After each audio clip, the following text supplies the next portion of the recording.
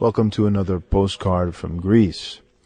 Well, in this program, as we mentioned in the previous program, we're going to continue to describe to you certain aspects of our life here in Greece.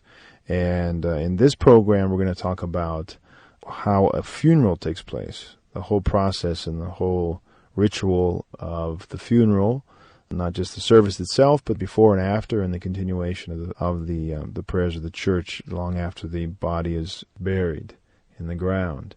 And we're just going to give you a kind of a sense of the events and how things happen, and not do too much commentary.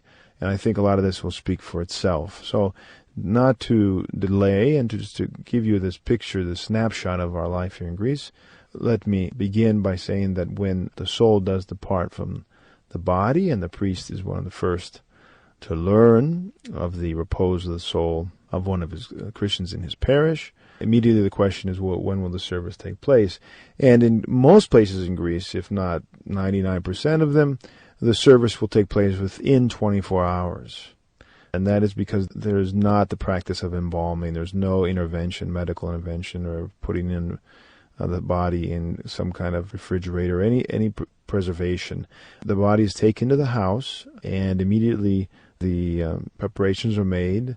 The funeral home, or whoever is responsible for preparing the body, is called, and all the relatives are informed. And outside the home is the casket's cover, and so that means that in this place there's a funeral about to take place. And the vigil, let's say, begins. And slowly, all the relatives come from different parts of Greece or different parts of the village or wherever they might be. And the house begins to fill up.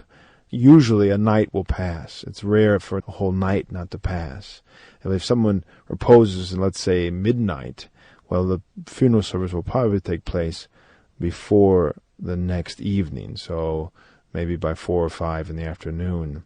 They probably will not let it go until the next morning, because then the body might begin to decay and the things become more difficult. But usually there's a vigil held all night, and the reading of the Psalter, in most places, in most homes, this takes place if the people are pious and understand the need for that, and prayers are said.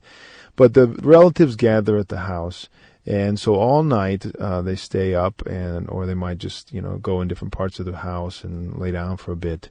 But there's definitely this gathering of all the friends and family, and the priest might come and at some point during that evening and say the Trisagion prayers, the prayers for the repose. He might not. It depends on the situation. But definitely the official beginning of the church's prayers are about 20 minutes before the funeral starts.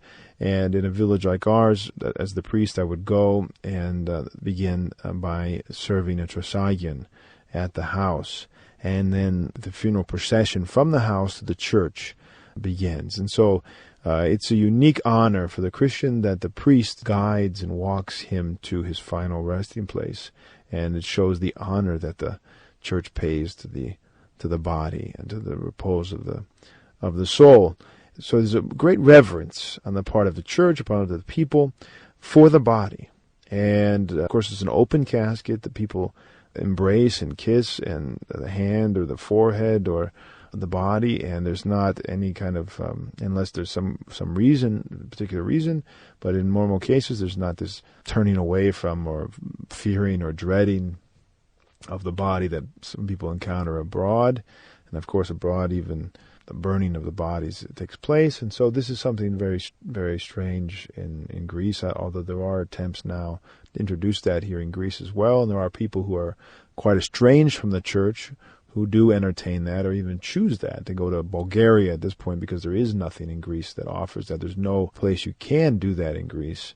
So people have to go outside of Greece to Bulgaria or other places and have that done, burning of the body and cremation. But in most places in Greece, the tradition remains and has been maintained. The great reverence for the body and the reverence of the whole family, the whole village, turns out, in most cases, for the funeral and the procession. And during the procession, as we were saying, the priest will stop in several places on the way to the church and have a petition said. He'll be chanting all along the road. And when they arrive at the church, then slowly everyone will take their place and the funeral service will begin. The funeral service is served. The chanting, the beautiful chanting, everyone knows, most people know, if they know about the funeral service, how wonderful the hymns are written by St. John of Damascene, Damascus. What meaning and depth are in the words of the prayers and of the hymns. The epistle is read, the gospel is read, the Trisagion prayers are read. The final kiss, everyone comes by and venerates the icon, which is placed on the hands of the body of the reposed Christian. Might even kiss or show respect to the body. And then they pass by all the relatives and greet the relatives and wish a good paradise or a good repose, a good strength to them, and consolation from God. And when everyone has passed by and venerated the icon and showed respect to the body and the Christian is reposed and to all the relatives, then the procession from the church to the cemetery takes place. In our village, that's right next door. It's right outside the doors of the church on the east side. So in moments we're at the grave, and the Trisagion hymns, the prayers are said once again. The body is lowered into the grave. The priest says the prayers at the end of the Trisagion, which is that from earth you have come, from earth you will return, and other prayers, and in a lot of places oil and wine and the dirt is thrown in and the prayers are said, and then others join in and beginning the burial of the body, symbolically putting in soil or dirt into the grave. In our village, immediately after that, we serve another Trisagion prayers, which is in other places is done actually at the reception hall. We do it right outside the church, and that's called the Trisagion of Consolation. And at the end of that, there is bread dipped in wine, and that's served to the relatives as a kind of symbol of consolation for them. Because at that moment, they're distraught in most cases. This really does come as a consolation to most people. There's a kind of a relief. And then we all depart and go to the reception, which usually is at the Spiritual Life Center of the parish or at a restaurant. And they always, I don't remember the funeral where this did not happen. They always serve a meal to all of the pilgrims, all the people who've come, and many of the relatives have come from far away. And they serve a meal which is usually a fasting meal. In other words, it's a particular meal that they serve, which is beans and soup and olives and, kind of a meal that would be served during Great Lent. And there would be some wine, and this is the traditional meal served at a funeral. And so, in addition to the consolation of the prayers, in addition to the consolation of all the relatives, of the village gathering, of the procession, of the all of the ritual, all of the tradition that's been handed down, they also have this consolation. And the people oftentimes will make an effort in our village to stay close to the relatives and to be close to them. And of course, on the third day after the repose, which is usually the next day after the funeral, we also gather again in the morning usually for the Trisagion prayers. And again, we go to the reception hall, and again, there's a small meal or some treats and coffee served. And again, we talk about the person who's reposed. That's on the third day after the repose. And then the ninth day again, we'll do the same. And on the 40th day, of course, which is when, again, almost all the relatives and many of the relatives who weren't able to come to the funeral, they come at that point.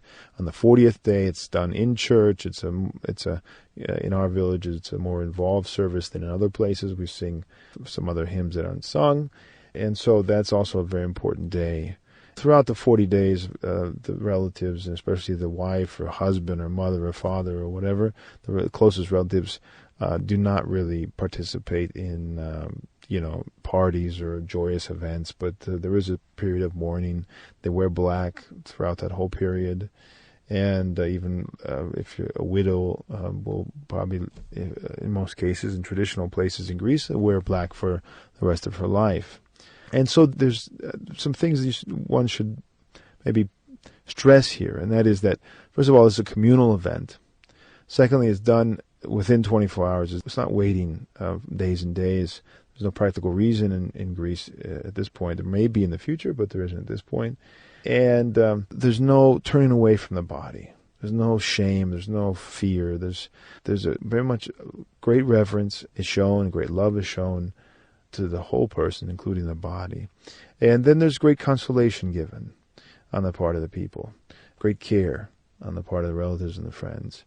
And it doesn't end on that day, but continues on the 3rd and the 9th and the 40th, and then 1 year, most people will gather again for memorial service.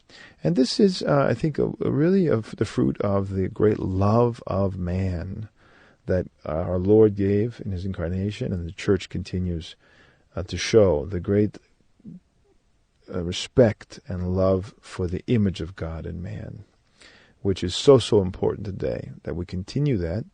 And if Orthodox funeral services abroad are lacking in this way, then it's certainly something that should be worked on, and the Church should do their best. The local church, the priests, the bishops should do their best to incorporate and maintain these, because it really is theologically and spiritually very important for the Orthodox Christians to understand the great respect and love the Church shows to the reposed, to the relatives, to the body, all of that, which is an expression of Orthodox theology, an expression of the continuation of the Incarnation and the importance and the implications of the Incarnation, the implications of the life of the Church in the life of the people. And it's a great witness. It's a great witness to the people around, the other relatives who are not Orthodox, who might come and be a part of this whole service. I think it would be a wonderful way to witness to the true theology and mind of the Church in terms of the human person. Well, that's a description of a very brief and quick, basic description of the funeral service. Perhaps in the future we'll have another opportunity to visit that. If you appreciated that, if you appreciated the description of in the previous program about Mount Athos, and you'd like to hear more such descriptions, by all means send me an email. Let me know what aspects of your life in Orthodox life abroad you would like to learn more about in terms of what goes on in Greece.